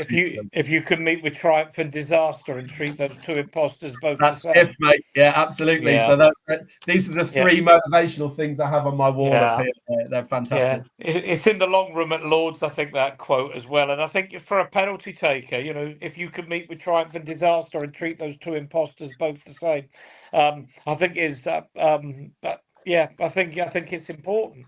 Look. What else can we say? I mean, the penalty wasn't good. With the abuse, it doesn't matter. It doesn't matter. We've got to get this out of our game. We were talking about this as a problem when West Ham had a couple of black players. The first black players really were playing West Ham, Clyde Best, Adi Coker, probably because they were, you know, Caribbean immigrants from in the East End, where traditionally immigrants have tended to settle in Britain, and they were given horrific abuse, monkey noises and bananas and stuff like that. And sometimes you think, have we actually grown up? Have we actually grown up as a society? It just disgusts me. Yeah. Let's move away now from the abuse, which you all agree is wrong. Wheelsy, would you agree that there's, away from this, it's really hard now to make that point because of those idiots, but there is a point, isn't there, and a genuine concern about Tell and maybe why we've signed him and his performance, because I want to give him time, and he's 20 years old, he needs time, but the signs don't look positive at the moment. Do you have hope that he'll turn out, though? I mean, everyone in their own right is right to critique someone bar their racial abuse, but he's, as you said, he's only young. He has a lot of time to improve and prove himself, and I think a lot of it was like uncalled for. But I think everyone has their own right to be frustrated over the penalty miss because it was miles away from the goal. So no, I think he does have time to improve. He's just got to prove himself. He's only 20. He's got a lot of time under his belt. So let's just see what happens. Yeah. Okay, thank you. Ian, would you say that Tell has a lot of likable characteristics? Look, he was on loan last year, come out and spoke to the media after difficult times, difficult defeats when the leadership team went missing, stood by Ange, backed him publicly, got involved with his incident with a fan. He just seems to be the right kind of confident guy. And you want it to work, don't you, so many ways because of maybe the person he is. And you want to put to bed some of the people that make instant judgments on players. I can remember going back, and sometimes it's hard not to reminisce when you're talking about the game because so much has changed. But remember, like, oh, we've signed such and such, or like I'm a kid and like saying, oh, but he'll take a year to settle in. And players were given that they would come to a club. Liverpool had a famous the boot room where they brought all their managers through from the academies through to the first team. They didn't go out and find another manager. They just recruited from within, and they bought young players and they put them in the reserves for 2 years. That was how they did it. Now you bring a player in, and if he's not an instant star within within 6 weeks, he's being fobbed off as rubbish and what have you. He's 20 years old. He's got a lot to learn. His confidence must be at rock bottom. I think he deserves a chance. I have my doubts as to how good he is, but you don't get much, unfortunately, for 30 million in the game these days. But No. I mean, for God's sake, give him a chance. Get behind him, cheer him. But maybe as well in a more progressive system where he's getting the ball with support, ball beyond the defender, running behind the fullback, where he can really run onto the ball. You'll see him at his best. But yeah, he's got a lot to achieve. Let's be honest, he's got a lot to achieve. And the penalty, probably on reflection, was too clever by half. Just on that, quickly, I don't like this.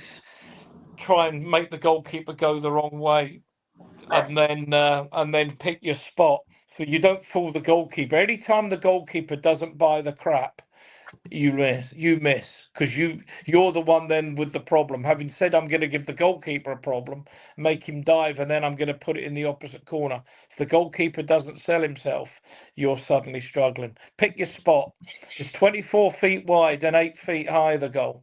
It's a big area from 36 feet. Hit it, pick your spot, hit it with power. You score every time.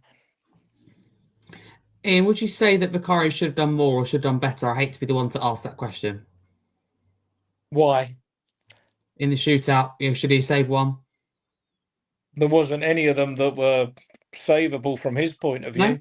No, I agree. Yeah, no, I mean, people say he dived the wrong way every time.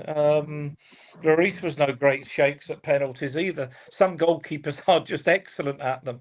Henderson at Crystal Palace is an expert, going back to when probably before your time even, Chris, Paul Cooper at Ipswich Town was a superb penalty saver. There are just some goalkeepers. Sorry, and Mark Bosnich. There were some goalkeepers that were just almost specialists at saving penalties. Lloris wasn't one. Vicario wasn't one. I mean, you've got to have a technique. I mean, I did a little bit of goalkeeping, not masses. I always try to watch the feet, ignore everything else, just watch the feet. But player hits. There were two of the penalties that were missed. In fact, only one was saved. Of the penalties that were missed, only one was saved. The rest missed the target, which you say is even more unforgivable. Yeah, no, absolutely that. Thank you. Wheelsy, are you proud that we pushed PSG right to the very end? More than proud. I think proud is an understatement. I was not expecting us to go toe for toe with PSG at all. So to achieve what we did last night, I know we fell short at the last hurdle, but we should be very proud of that as a club, and expect lots of better things to come in the not so distant future. Okay, thank you. And we're sticking with you, Wheelsy. Would you say this performance has given you confidence going into the season? Because there's so many positives, aren't there, to take out of it? It's given me a whole newfound bunch of confidence that I didn't have before, because this free back formation, I think if we can go against the biggest teams with this format, and I think we will have a pretty good crack at it.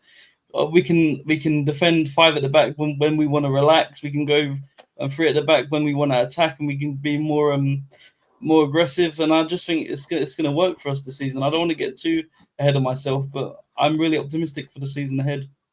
I don't think he's going to play that. You don't think so? I really don't think that's our formation. I think our formation is going to be a flat back 4, basically. Next question is going to be to you, Chris. I'm not going to skip you now. I'm going to ask Ian instead. Do you think Frank will continue with his back 3 in? Because I just think, sorry, can I just actually say before I ask you that, naivety of people in TNT Sports, did they ever watch Frank at Brentford? He didn't have one formation or one way of playing. It was a constant. Do you know what? There's one game, Frank played 5 different formations once in the game. And they're going, oh, I think this back 3 is going to stay. It's just, do you agree with it? Them? I don't. No. I think you're right. I think that was horses for courses. I think away at Manchester City next Saturday or whenever that game is, he might go with that same formation and just would hopefully do it better. No, I think we'll go more orthodox 4-3-3 on Saturday. I think he'll know Burnley will play a low block. I think he'll know he'll need some invention. I think he'll Palhinha will play. I think it will be the traditional back 5 with Palhinha, Bentancur, Bergvall maybe, and then Kudus. Right, we're getting to that. Don't go into the Burnley team. Haven't I? Yeah, sorry, I've gone too far. No, it's fine. I really enjoy what you're saying. I do want to interrupt, but that is no. You're right. I hate it when I'm hosting and the guests go off and say, "Answer the next 6 questions." You know. So do I, but I always do the same, and I listen to myself back. Yeah, you're fine. I've gone massively ahead, so no, apologies about that. But where I do agree with Wheelsy is that back 3 is definitely an option. I think we'll definitely see it again. Absolutely, I have full faith that if we come back to this podcast in 2 weeks' time, that we would have played back 3 at some point, whether it be in a game at the start of the game. I just don't like the commentators think we're just going to play one way and one team. It's like Spurs fans that think we just have 1-11. Well, no. If we want to compete on all 4 fronts, you need to have 2 really strong teams, which we don't have. Which under Ange, we had the same 11 every time. Under Ange, it was. And look how that went. We won a trophy, but we didn't compete on all 4 fronts. The club have made it clear that they're not interested in trophies yet, and they want to compete on all 4 fronts. That's fine. That's not what I'll do, but that's what they want to do. Can I just point out 2 things from the match, Harry, that I really liked? One, how many times yesterday did we see our own players running back like mental towards our own goal with 20 or 30 yards to make up? Don't think it happened because we've got a much more sensible approach, right? And there was one particular moment that happened. I just clocked it and thought I'm going to remember that.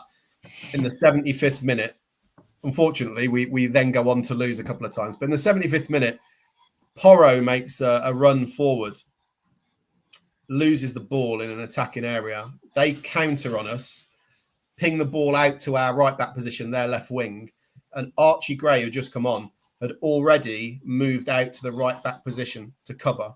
There was no massive open space for them to run into, even though Porro was caught upfield.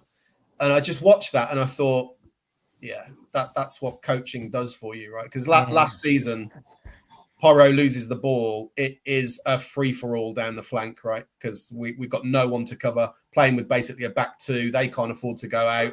The midfield are all over the place. Everybody's turning back, running back to the defence, our own goal, like mental. There was none of that chaotic panic that we saw under Ange. And God, I'm so grateful for that. Get the feeling you don't like Ange. Let's forget. I'm nothing against him personally. I'm sure he's a great guy. He can, if he wants to come round my house for a coffee, he's more than welcome. I think you might want to knock your house down at this rate, the way you've been speaking about him, but we'll have to see. Chris, can I stick with you, though? Do you think the foundations have been set, though, by this game? We know what we're capable of. It's just about lapses in concentration. That was a big issue under Ange, I'm sure. It definitely was. And maybe just adding more depth in the window and we can do something quite special. Yeah, I think this is a glimpse into it. I don't know if we do know what we're capable of because he's only been here 4 or 5 weeks. The only word of caution I would say is progress is not linear. So if we go and have a bad game against Burnley and all of a sudden all of the structure today isn't there, let's not overreact. If that happens 6, 7, 8 games in a row, then I'm worried. But at the moment, what I want to see is a general slow improvement. But in that slow improvement, we will get some regression. We'll have the odd game where we go, my God, we look brilliant.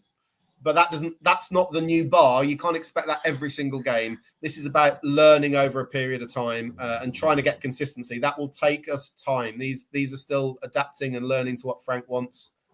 But the obvious thing to say, yes, he's a coach. I've seen lots of the arguments over the summer about people going, oh, well, he'll just turn everybody into, he doesn't need players, he'll coach them. But that's a silly thing to say, because I'm confident most players will improve under him, but every player has their limit, right? So there will just, the better players you have, the better you can be. Looking at stuff. Sorry, carry on. No, that's all right. So, yeah, all the signs are positive, but let's not get carried away. Well, we do get carried away as a fan base, don't we? If we'd have lost 4-0 last night, we'd have had loads of people going, we're going to get relegated, bring Ange back. If we'd have won and lifted the cup, we've probably got people saying we're going to win the quintuple. Just be calm. Let's not overreact, but the signs are positive right now. Yeah, I would absolutely agree with that. Ian, would you say this is further evidence, though, that we need more depth? Because PSG, right, 2 substitutions, they get the 2 goals, whereas we just haven't got the players to turn to, have we? I looked at that game and thought, the board. That's why we haven't won the Super Cup final. And I mean, it's easy, isn't it, to have a go at them? I personally love it. I'm gonna admit it. You know, I love having a go at them, but I think they've got to be blamed here. We haven't done enough in the window so far. We paid the price for it. No, and I think that's where some of the criticisms of the squad depth and the fact that we're relying on a lot of young players is well founded. But you know, Greg Bergval and Tell, they're not incapable.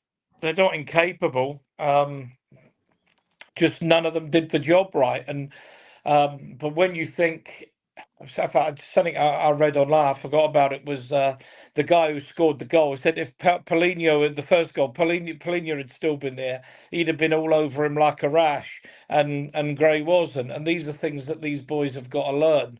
But yes, we need a little bit more know-how, a little bit more experience in key areas. It's all very well us looking at these kids and coaching these kids, but at 19, 20, you can't expect them to have the heads of a 25-year-old, however good they are. And I think the boys we've got, I think Gray in particular and Bergval are going to be great players, but they're not there yet. So we do need to get some signings over the wall, over the line, and but I still think we're going to be a little bit short. I'll say one other thing, though, because when I got cut off the last time, I think my internet went down here. Bissouma. I hate to say it, but Bissouma would have made a difference, and we're getting rid of one player with a lot of experience. Bissouma was superb in the Champions League final. I mean, I was at the game as well, and I thought he was absolutely fabulous there. And I think he'd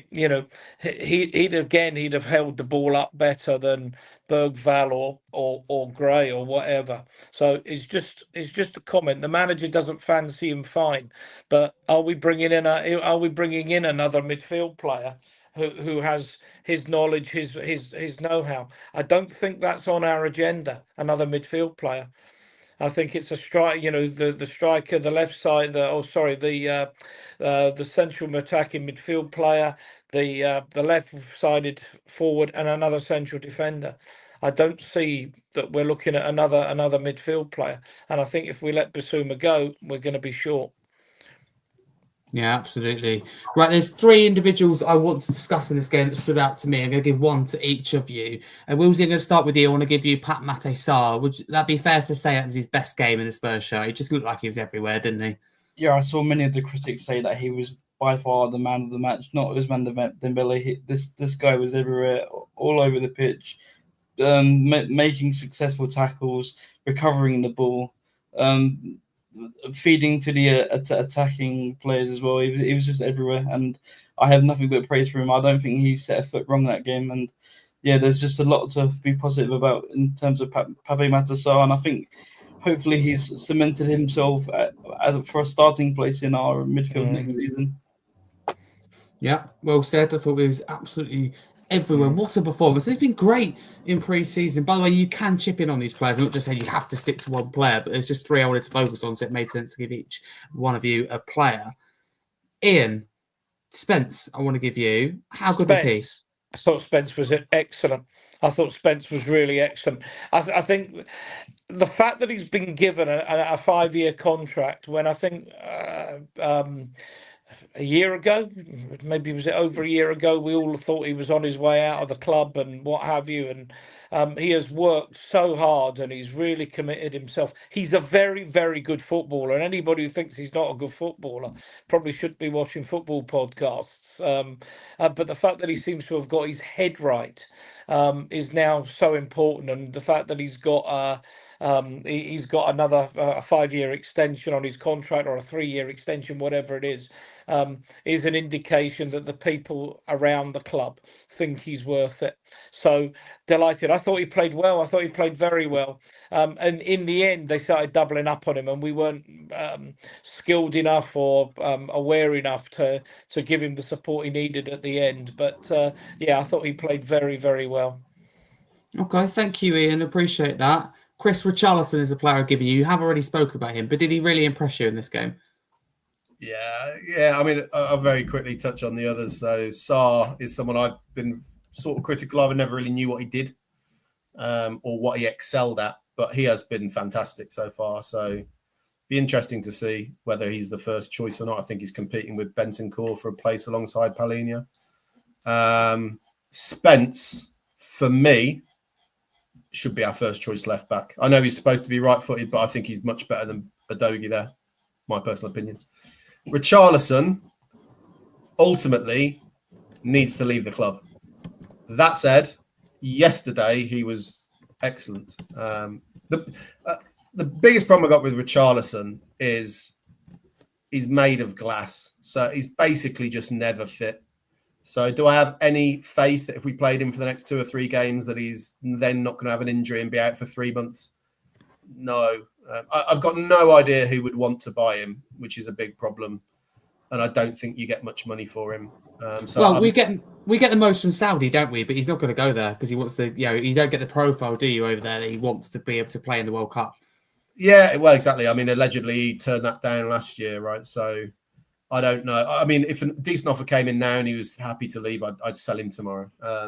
But fair is fair, right? Be clear, I'm critical of him. I don't really want him at Tottenham.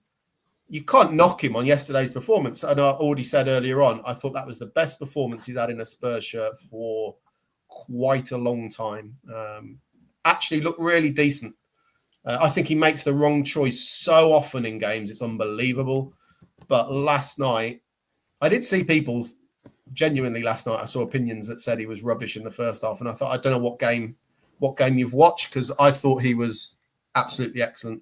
And if he did perform like that and he stayed fit, he's not going to be first choice. I think you're always going to pick Solanke over him, but he would be a really valuable person to bring on. But I've lost any faith that he's going to perform like that, and B, that he's even going to be available generally. So, yeah, overall, I'd be happy for him to go. But credit where it's due. Last night, there's so many positives in that starting team. I can't think of one player from the starting team where I'd say they were disappointing. Some of the subs for sure, but as an 11 that started yesterday, Danso, what a performance again from him for a guy who's not going to be our first choice centre back. Thought he was excellent. I thought they were brilliant to a man last night. Really unlucky that we couldn't get over the line, but yeah.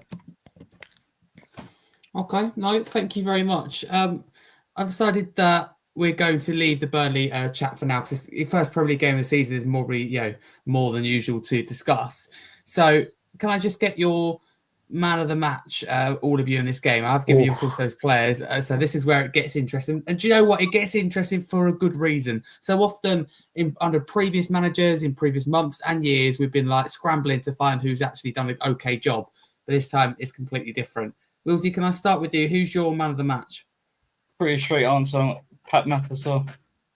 Good shout. Good job. I gave him you. Absolutely. Thank you. Ian? Kudos. Okay, good shout. I like that one. Would you like to explain why? Oh, I think. Well, I talked about him earlier in the show about what he's given to the team on that right hand side, and how I thought we might have unleashed a £55 million bargain because he was so underused and underappreciated at West Ham. But I mean, when I talked earlier about the fact that we didn't have an out ball and we just couldn't get away, and we're inviting a team with their quality onto us, and we couldn't hold on. If we had someone with similar attributes to Kudos, who could hold the ball up, run at them, pull their players back because they were pretty well camped on our penalty area at the end of the game, then I think we'd have got over the line. His effort, his work, his strength, his ball control, his commitment. I'm just so impressed with him. So impressed. Better player than I thought he was. Yeah, absolutely. Share that with you. Chris, man of the match? Honestly, so tough to pick. My only word of warning about Kudus is my West Ham mates say, yeah, he's all of those things when he can be bothered. And that his motivation went at West Ham and then he just couldn't be arsed. So it'll be interesting to see how that goes at Tottenham. But yeah, loads of good performances last night. This isn't my pick, but I'm going to call out Bentancur as another player that I have been critical of because I don't think he generally shows up in big games. I think he's great against your Wiggins and whoever else. But last night I thought he really put himself around. I don't know what the stats are, but my impression was I've never seen him get around the pitch as much as he did yesterday. So I thought Bentancur was very good. But I'm 50-50 between Sarr, who I thought was really good, and Jed Spence, who I thought was absolutely excellent. My only slight thing is, in the end, the equaliser came from Spence's side, didn't it, with the cross in from there. Yeah, that's true. And he found it a bit more difficult. Maybe he was tiring a little bit towards the end. I think Sarr also found it a bit more difficult until at the end, and then he was obviously brought off right at the very end. But literally a toss of a coin between those two for me. On the basis that the equaliser came from his side, I'll go with Wheelsy and say Sarr. Okay, thank you very much. I think that wraps us up nicely for this podcast. Thank you very much for your PSG review. Let's go through now and see where you can find the panel across social media. Wheelsy, thank you so much for coming on. Again, please talk to people about what you do and where they can find you and your own work. Let me just say thank you very much, Harry, for having me on. You do a lot for the Spurs community. You're hard work and you produce content every day, and people should really look up to you. You're doing amazing work. And everyone can find me on every social, Mr. Alex Wheelsy. I do TikTok, I do X. I'm just here, there, and everywhere at the minute. So that's where you can find me.